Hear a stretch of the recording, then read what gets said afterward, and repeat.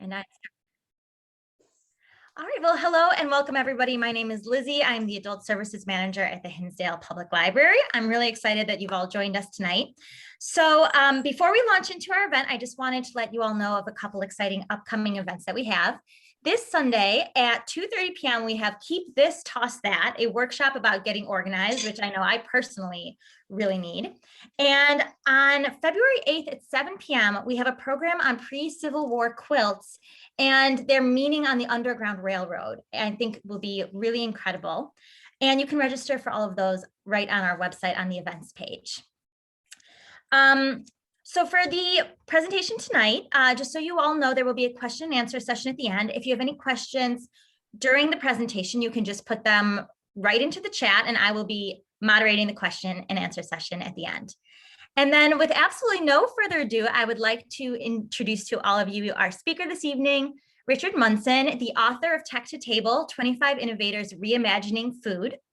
And he is also one of our very beloved library trustee members. So thank you so much for being here this evening to present to us, and I will let you take it away.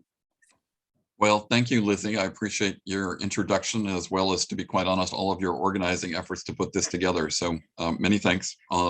Thanks also to the Hinsdale Public Library for sponsoring the event. As Lizzie mentioned, I have the honor of being on the library's board, an experience that I think has only further convinced me how lucky we are in Hinsdale to have such a great resource, a wonderful gathering place, a dedicated and helpful staff, and a great dedicated set of trustees. So thanks to them, and also thanks to all of you for joining this evening to hear about Tech to Table. I thought what I'd do is I'd share a bunch of pictures for about 30 minutes, introducing you to several of the innovators reimagining food, and that during that time, I hope you'll type questions in the chat, because after the slideshow, I hope we can have a good discussion. To offer some background on why I wrote this book, I've long been interested in innovators. My most recent book before this one was a biography of the great inventor Nikola Tesla. And in my day jobs, I've helped launch a clean energy startup as well as promote environmental entrepreneurs. And about 2 years ago, I decided that I wanted to focus on agriculture, in part because it's the world's largest industry. It's about $15 trillion. And in part because it being food and farms are really at the core of so many of our key issues, be that, climate change, immigration, health, social equity.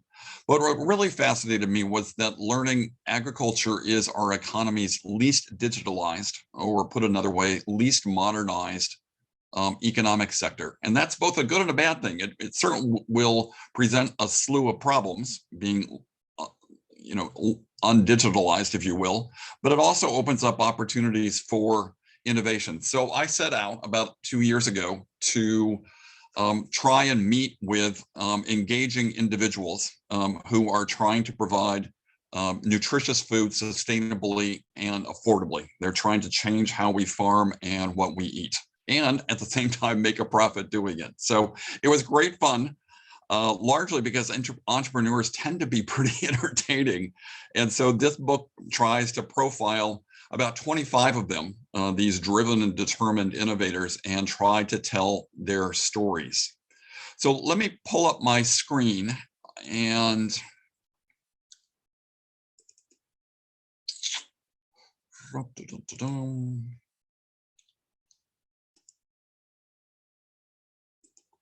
there we go. Let me start out by just admitting that it is dangerous to talk about food. I mean, what we eat and is really part of our culture, part of our identity. We hold almost religious passions about our diets, and we have heated discussions about our food choices. So please be aware that neither this book nor me pretend to even attempt to resolve those debates, or to make any recommendations about what you eat. What I do want to discuss is, just as I mentioned, my search for food and farm innovators. And to my to be honest, utter surprise of what I found is the breadth and speed of the change that's happening in this critical but often overlooked sector. Ag tech startups have been rising or increasing by 80% annually over the last decade. So an amazing growth. They attracted last year $30 billion of new investment capital. Innovators, therefore, I think, have begun to redefine what it means to farm and even the nature of food. I would suggest that when it comes to agriculture, we hold two rather diametrically opposed views. The first is of a well-stocked supermarket, in which at any time of the year, we expect to be able to find a cornucopia of in and out of season fruits and vegetables, as well as an assortment of cereals, meats, dairy products, you name it. The supermarket in many ways is a supply chain marvel, even if it was tested by COVID. And another positive sign about agriculture is that food share of the average American's budget fell by half since the 1950s, down to only 10%. What that means is that more people can now afford meals. But there's a second set of images in which agriculture is in trouble and it causes trouble. Consider the environment, which is sort of my background. I've worked for environmental groups for many years. Industrialized farming, at least according to some calculations, is the single biggest cause of climate change. The livestock sector alone, largely because of the methane-laden burps that come from 1 billion cows, those emit more greenhouse gases than all the cars, trains, boats, trucks, airplanes combined. Other environmental challenges, plowing exposes farmlands to rain and wind erosion. We lose about 30 soccer fields of soil every single minute. Clear cutting of forests to make room for more farms, to grow more corn and soybeans, to feed more cow. That releases more greenhouse gases and destroys biodiversity. The irrigation of crops sucks up almost 80% of the planet's fresh water, depleting aquifers and acidifying soils. And then there are toxic chemicals. Spraying synthetic fertilizers and pesticides exterminates beneficial microbes, shrinks the land's fertility. And the runoff of those lead to about 70% of US water pollution, poisoning private wells and forming dead zones like what you see here in Lake Erie. Those green marks are essentially places where scum, green scum, or these dead zones ensure that no aquatic life can survive. And then we face the controversial issue of animal welfare. In addition to the massive slaughter, chickens, cattle, and pig often spend a lot of their lives in cramped cages or in jammed feedlots. And other food problems, of course, relate to equity and nutrition. We have lengthy lines at food pantries because even in the United States in the 21st century, a shocking 14% of Americans lack sufficient foods, and obesity rates are approaching 40%. Let me suggest two other images associated with agriculture. One on the left-hand side here are rolling farm fields, and the other are sleek tech centers. It would seem that there's hardly two more different images of the American economy, in large part because, as I mentioned previously, farming is the least digitalized sector. Yet in just the last few years, those two worlds are colliding, disrupting an industry on the left-hand side here that is well known for its conventionalism.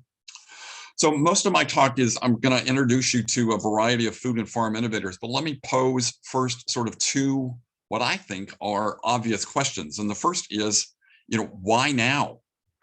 We've known for some time about the health, equity, and environmental problems associated with conventional agriculture, which is why now are we seeing so many food and farm innovators suddenly attracting investments and capturing markets? Well, Eric Schmidt, who used to be the CEO of Google, he suggests that the short answer is that we live in a rather unique time of rapid and stunning technological advances, particularly what he would call a confluence associated with sensors and data collection. We grab far more data, a massive amounts of data than we ever were able to, even just a few years ago. We now have leading edge computation where our computers are able to process that data at speeds that were unimaginable, again, just a few years ago. And we have advanced engineering or robotics that are doing absolutely amazing things. So he calls this combination a super evolution that he claims will fundamentally, irrevocably transform wide-ranging industries. And he further argues that these innovators or these innovations allow startups to advance faster than incumbents, resulting in agile, powerful companies. And so I think what I discovered when I went around looking for innovators was that in just the past few years, this super evolution, this confluence of technologies has finally begun to reach the agricultural sector, spurred by these entrepreneurs, assertive that they are, investors that are looking for a whole lot of money. They see opportunities to profit through innovation and to outcompete what they view as big ag's slow-moving oligopolies. A second question is, should we trust these innovators and their new technologies? My answer is really not blindly. The green revolution technologists of the 1950s and 60s increased crop yields and reduced worldwide hunger, but their focus on chemicals and monocultures poisoned our lands and water. They decreased food diversity, limited competition. Think also of DDT or even margarine. These were, when they were introduced, promising innovations that would do wonderful things, but they went bad. So I suggest as we think about these innovators, we have to think about how to judge them and to use, I would argue, today's advanced sensors and the data analysis to strictly judge whether they are actually advancing sustainability. Are they protecting the planet? And are they advancing equity? Do they provide nutritious food to a growing population? So my book looked at 25 of these food and farm innovators. They are, as I said, a disparate and driven lot. I was surprised that most of them have not previously been involved with agriculture. Now, I'll fully admit I could have chosen a lot of different entrepreneurs, but I hope that the diversity will give you a sense of the substantial changes that are occurring in agriculture and food. I'll also be the first to admit that some of the ones that I'm going to profile are not going to prosper. They could flounder. Other startups will take their place. In large part, that's because being an entrepreneur, being an innovator, being a startup is hard. It's very hard. But I think the key development is that there are so many investors now that are placing billion-dollar bets of their own money on food and farm disruptors. So let's start and meet a few of these innovators. We'll start with one that you might know, or at least you might have tasted his product. Patrick Brown had what he considered to be his dream job as professor of biochemistry at Stanford, where he helped discover how to block particles such as the AIDS virus from infecting other cells. But about 10 years ago, during a sabbatical, he decided that there were bigger global problems to tackle. The most important in his mind was how we raise and slaughter animals to provide proteins. He concluded that he could write a whole bunch of academic papers, he could organize workshops, but he wouldn't really motivate enough consumers to eat less animal-based meat, which he thought was a goal. So in 2011, he founded a company named Impossible Foods, set out to create and market indistinguishable plant-based substitutes for meat, chicken, pork, you name it. He had a hunch that something called heme, this is the iron-rich and oxygen-carrying compound in your blood and muscle tissues. It's also in some plants. He thought that heme would be the critical element that would give meat substitutes of what he was trying to do, their protein and their meaty flavor. So he spent about 5 years analyzing and dissecting a variety of plants containing heme. He began with clover and eventually settled on the fermented roots of soybeans, from which he created a plant-based burger that, at least according to some food critics, and I love food critics, they suggested creates a bloody red meat-like appearance and texture that turns a tasty grayish brown when cooked. So last year, Impossible Burgers were sold at more than 17,000 retail outlets, including Burger King and White Castle chains. It's still a niche market compared to the $176 billion big beef industry, but sales of plant-based foods are growing at an annualized rate of 28%. And UBS, which is the Swiss-based bank, predicts that these plant-based sales will soar from about $5 billion last year to about $85 billion by the very end of this decade, which means that they'd be about half the value of the current big beef industry. Brown certainly has his critics and his skeptics, but he argues that his innovative technology will produce foods that customers prefer. He thinks they'll be both tastier and more nutritious. He also boasts that meats from plants reduce animal cruelty, which is where he began, but also emit 90% less greenhouse gases than making a burger from cattle. And he makes this claim. He says, if we succeed in our environmental mission, we will be the biggest, most impactful business in history. Now, here's another lesson about aggressive entrepreneurs. They are not particularly modest. Another innovator, Valeti, who's trying to take the slaughter and pollution out of meats. He came to the United States from India as a cardiology resident for the Mayo Clinic, where he used stem cells to repair muscle tissues that had been damaged by heart attacks. So he also concerned about animal cruelty and also the contamination at slaughterhouses. He slowly realized that what he was doing of using stem cells for hearts could also use stem cells to grow muscle tissue, which is essentially meat.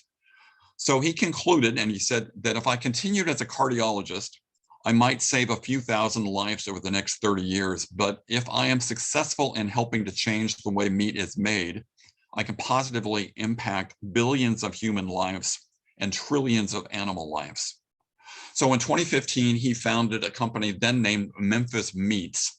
It recently changed its name to Upside Foods. But rather, unlike Patrick Brown, who, as I mentioned, focuses on plants, what Valeti does is he extracts a few cells painlessly from an animal and then inserts them into a growth potion of nutrients, salts, acidic buffers. These cells then multiply in bioreactors that look like a lot and act a lot like fermentation plants within a beer brewery. The firm just 2 months ago opened up a new facility just outside of San Francisco that's able to produce 50,000 pounds of cultured meat each year. He claims, Valeti, he admits that some consumers will find it pretty weird to eat cell-cultured burgers or chicken nuggets. Yet he argues that it's even weirder to eat slaughtered animals and fecal contaminated meat, and he predicts that eaters, once they get a chance to embrace the new offerings that experience meaty taste, they'll understand the environmental and health benefits and move towards them. He recognizes that his costs have to fall and that his production capacity must rise. But in the last decade, costs for cell-cultured meats have dropped just dramatically. Israeli-based Future Meat Technology claims that their cultured beef this year will cost as little as $10 a pound. That's still about 20% or so higher than grass-fed meat, but it is an amazing decline from the $1.2 million per pound that was paid for the first cell-based patty that was introduced just 8 years ago. So in his quest to transform cattle, chicken, and pig farming, Valeti has attracted hundreds of millions of dollars from people like Bill Gates, Richard Branson, and a slew of venture capital investors. And he therefore demonstrates, I think, another aspect of entrepreneurs. They are hustlers. They are aggressive fundraisers. To give you a sense of the breadth of change, let's meet a few more, but we'll do the rest of them a little more quickly.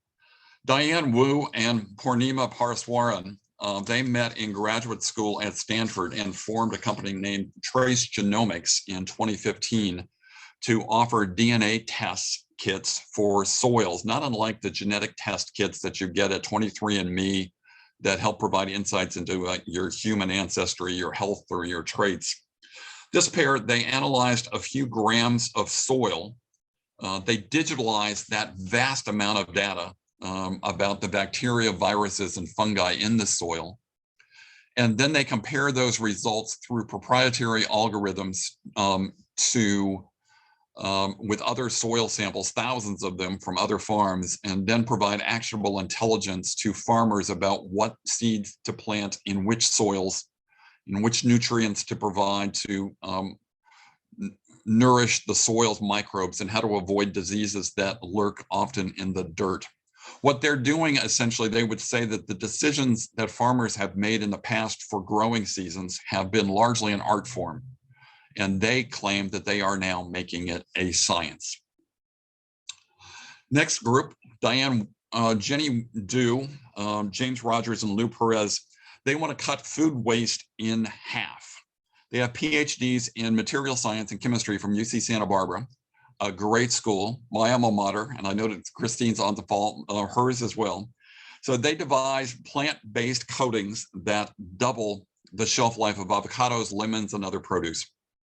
We waste a staggering 40% of our food. That's an amazing number. 40% of our food is never gets to consumers. But the produce spoilage segment of that problem, they say, is rather straightforward. They suggest that the two leading causes are either water loss or oxidation. That means the water evaporates from the fruit or vegetables, or oxygen gets in. So the three have created tasteless, invisible, and edible coatings that consist of organic compounds that they extract from plant peels or pulp that act as a physical barrier to keep water in and oxygen out. So they also are hustlers and have raised money from a variety of people, including Oprah Winfrey.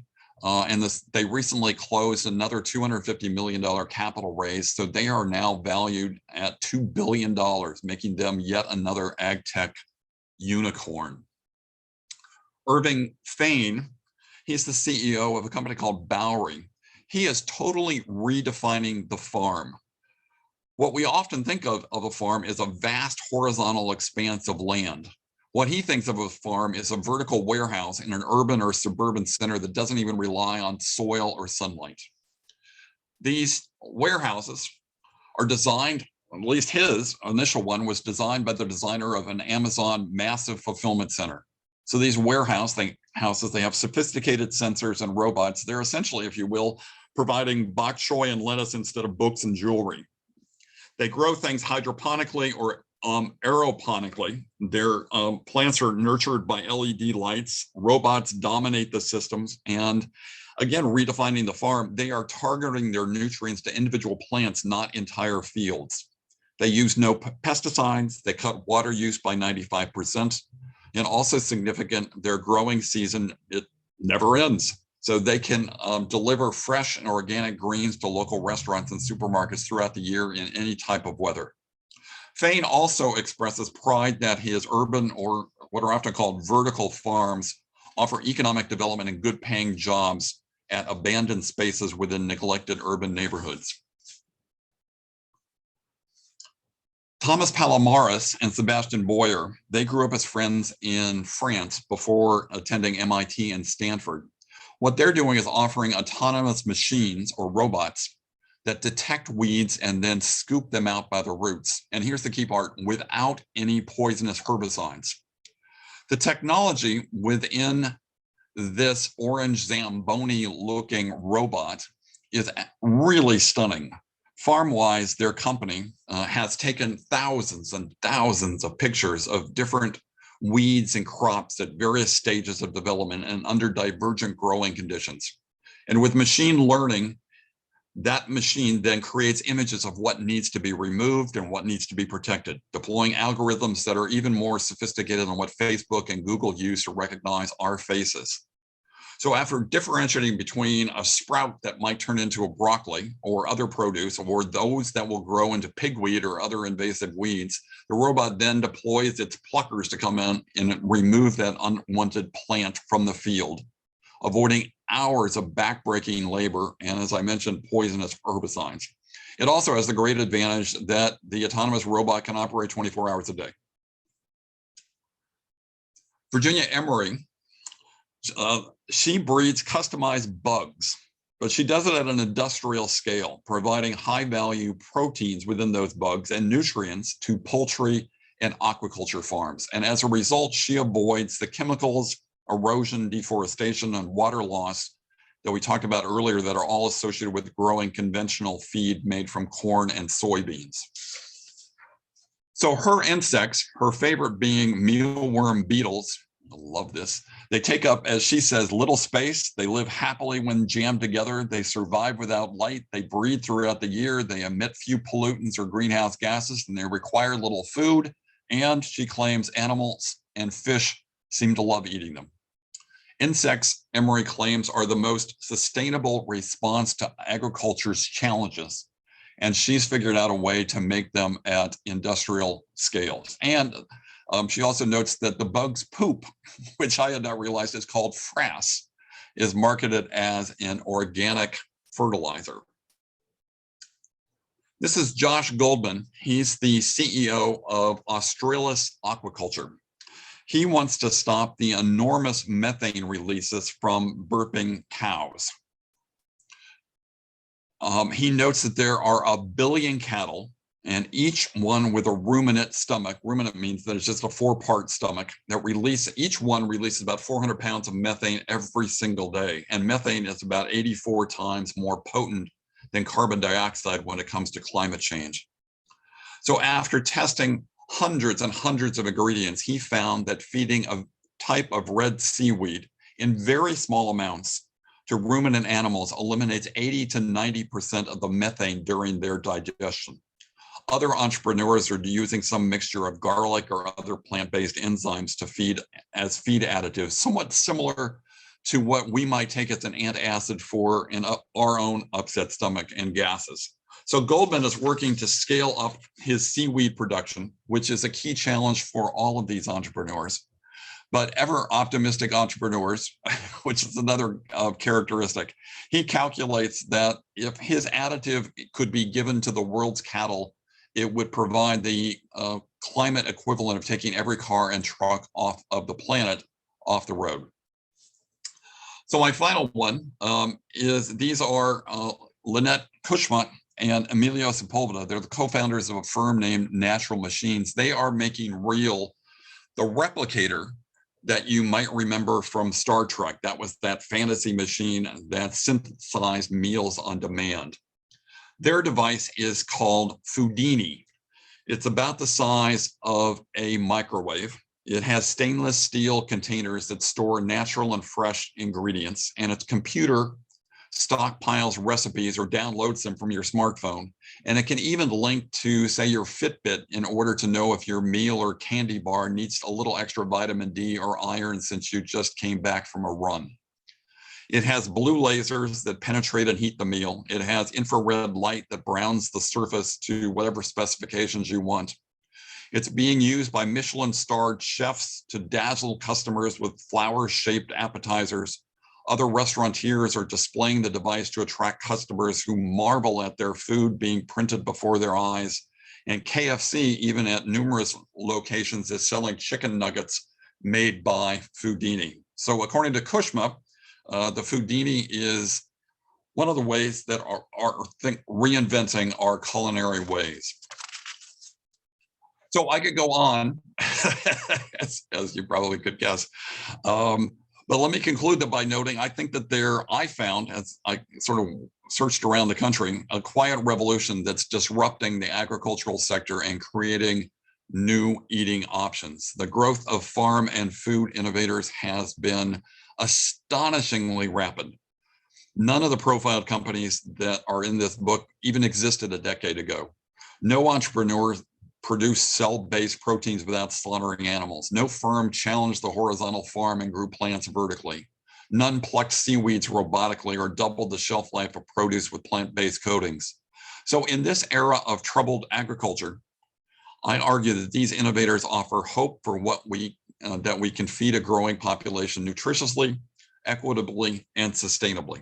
So thank you for your interest and your participation. I hope you enjoy the book.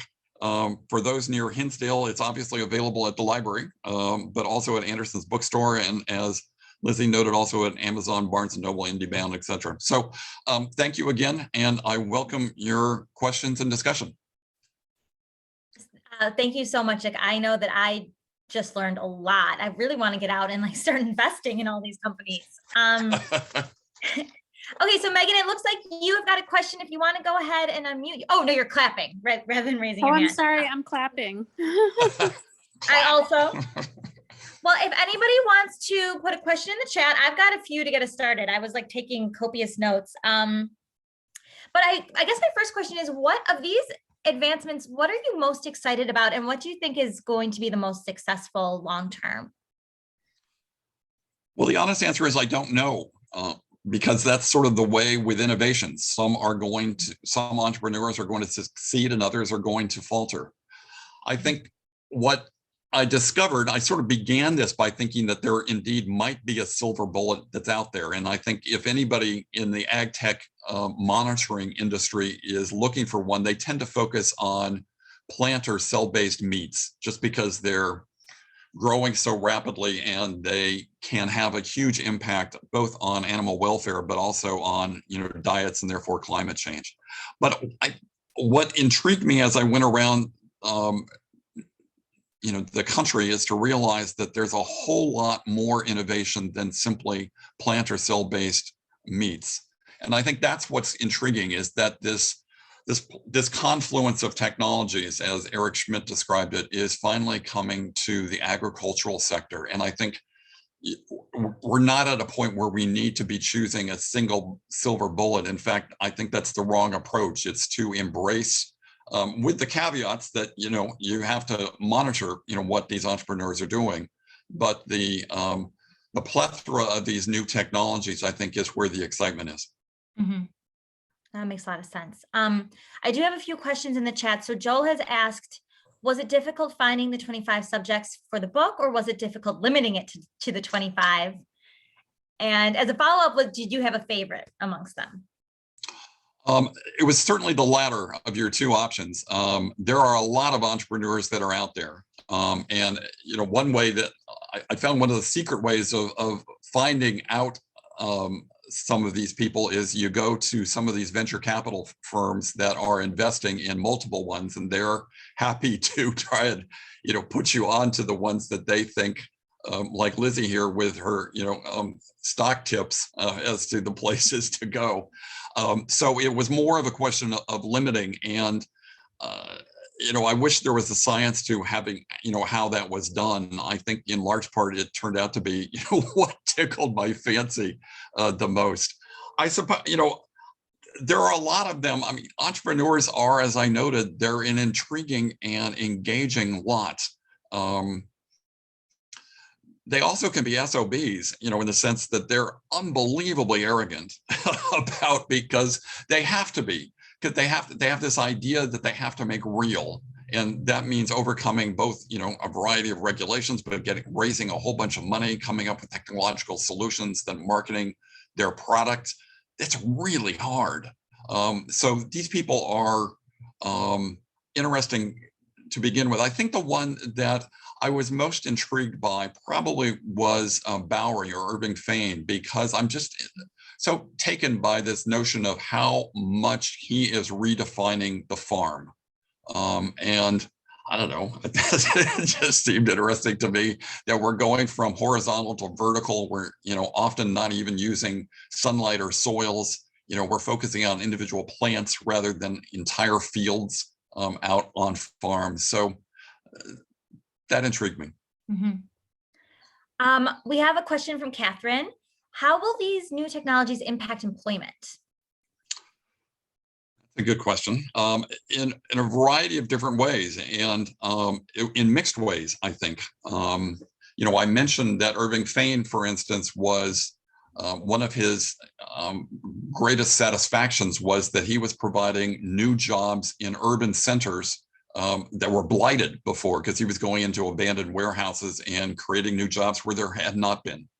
At the same time, you have to admit that if you take one of these Zamboni-looking weeders, they are going to displace current jobs that some would argue are backbreaking jobs, but they are jobs for people to go through and pluck these invasive weeds. Now, I think some of the farmers that I spoke to are they're also split. There's sort of this view of there is a little nervousness about what's new, because to be honest, being a farmer, you're risking a lot each year when you invest in seeds and fertilizers and everything else, with crossing your fingers that the weather won't destroy all of your plants. So some of them are nervous about the new technologies, but there's also numerous ones that I ran into that are thrilled that outsiders are bringing new technologies to the rural landscape, possibly therefore allowing their kids or their grandchildren to stay in the rural communities and to find farming to be, a high-tech, attractive, engaging field in which to focus. So I wish I had an easy answer, but I with any new innovation, I think you're going to lose some jobs and also create some new ones. And there's, sort of no getting around that. Mm-hmm. Yeah. Okay, Joe has another question. Were you surprised or shocked by anything you discovered while writing the book? Well, I mean, the general area of my surprise was just how much there was that's going on out there that I had no idea about. I mean, I thought I was relatively informed, particularly when it came to environmental or climate issues. And, I knew a little bit about agriculture, or at least I thought I did, but just the breadth of the disruption that's going on was, I suppose, the thing that surprised me. The other thing is I was, probably because I'm a tech neophyte. I mean, I can, type on my computer, but I mean, the technology that's within these weeders, or there are also similar autonomous vehicles that are, roaming through fields and, picking fruits and vegetables. I mean, the technology there to distinguish, to have a machine distinguish between what's a weed and what's, a tiny little broccoli sprout, that's amazing. Yeah. And then to do it at a relatively rapid speed, and to have accuracy rates that are higher than what, human pickers are getting. Kind of, for a surprise, there's one. I was just shocked by the sophistication of these new technologies. It's when you hear about things like that, I think personally, I really feel like I'm actually in the future, like Star Trek, like the replicator, what's happening. Well, I have a question, kind of as you were talking, one of the things that really struck me was how much some of these technologies are really divorced from the natural world. We're growing food vertically in a warehouse, we're making meat from a cell. And so I wonder what you think the ultimate impact of that might be, for better or worse. That's a hard one. And, I guess, the traditional debate within the agricultural community has been between, conventional industrial agriculture and organic agriculture, with the latter sort of thinking that they, don't need the chemicals or the, the monocultures that industrial ag uses. There's also sort of a subset of organic farming that is sometimes referred to as regenerative farming, and the interest there is to regenerate the soils, which we have been mean to be quite honest, as a result of both the plowing that has led to the loss of so much soil, as well as the spraying of chemicals, which has led to the loss of so much biodiversity and beneficial microbes. So, but I think the intriguing thing to me about these new entrepreneurs is that they're essentially aligned from a long-term perspective as to where they want the world to be with the regenerative ag advocates. But they view the world with a lot more faith or commitment to science and technology than the regenerative ag community has been sort of advancing, at least up to this date. So it would strike me that there's a real possibility to have a confluence, if you will, between those two camps that could be a powerful one for redefining how we farm and what we eat. Mm-hmm. As we move away from factory farms, that land can become prairies again, or yeah. Well, I mean, it's weird. I mean, think about, if in fact you're able to reduce the amount of farmland because you're more efficient in growing things in urban centers, think about having the opportunity to rethink, land use in the Midwest or anywhere around the country. I mean, yes, it does open up enormous opportunities that are both, scary, but also have the potential to make, I think, some very positive changes and to tackle some of the problems that range, as I said at the beginning, from climate change to, immigration to, health and equity issues. Mm-hmm. If we do it right, it could be really amazing. I have a couple more questions in our chat. So Megan has asked, can you describe your process for researching and writing and publishing this book? A lot of time. I guess this one was sort of fun because, as I sort of alluded to, I mean, you talk to a lot of people, particularly venture capitalists, who are a proud little lot themselves. They're quite happy to tell you how brilliant their decision to invest in a particular companies were. So it leads you to new people who have stories to tell. So you spend a whole lot of time, or at least I spent a whole lot of time, just talking to people, getting leads as to, who people thought were doing the most interesting and innovative and productive and beneficial, new approaches to agriculture and to food. So, and going back to Joel's, question earlier, then the hard part was trying to, scale it down as to, trying to limit it to 25, which might be too many to begin with. But I think, to answer your question is simply, you talk to a whole lot of people that leads you to a whole lot of other leads, and you see who, at least in your mind, has the best story to tell. All right, thank you. So Trista is wondering, can you comment on the nutritional value of these plant-based and cultured meats to traditional meats? We don't know yet, and there's a lot of controversy and probably a lot of false claims that are being strewn from both sides. The makers, I mean,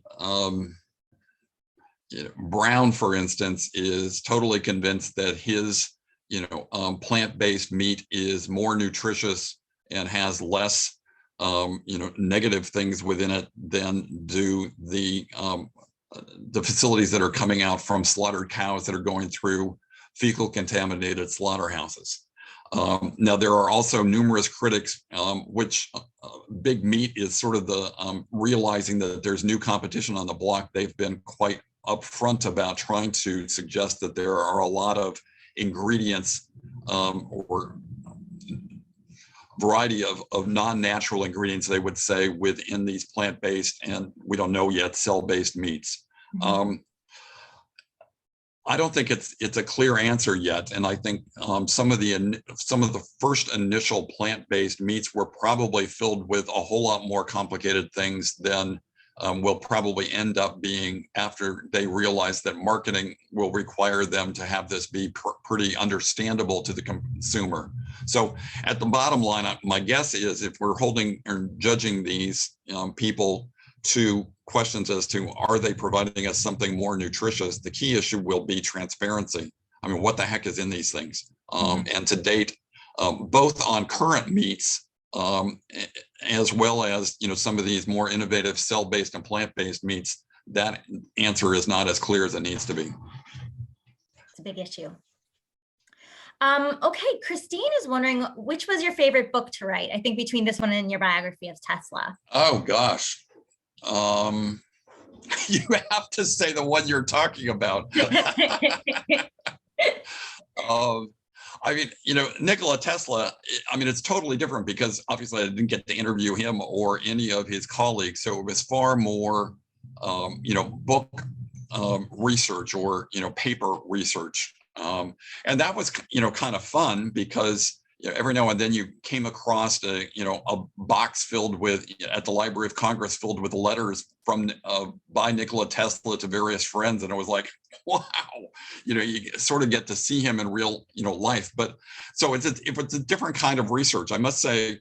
I'm now working on a biography of Benjamin Franklin, so I'm returning sort of to the let's look at every possible letter that you could come up with. And so the glory of the one on Tech to Table was that I got to talk to real people that were doing real things, and that was quite a treat. Yeah. Oh, and Christine said she meant any of your many books. So I did not mean to limit it. Thank you, Christine. No, that's still fine. I'd still come back. I think this one was particularly intriguing, although, I'm at the moment, I'm in the midst of this Franklin biography, and I'm finding that just absolutely fascinating because he's so intriguing himself, but it returns to a type of research that is sort of typical of history, if you will, of looking at papers of people that are no longer alive. And so this one, Tech to Table, was, as I said before, really just a whole lot of fun because I got to talk to real people. Mm-hmm.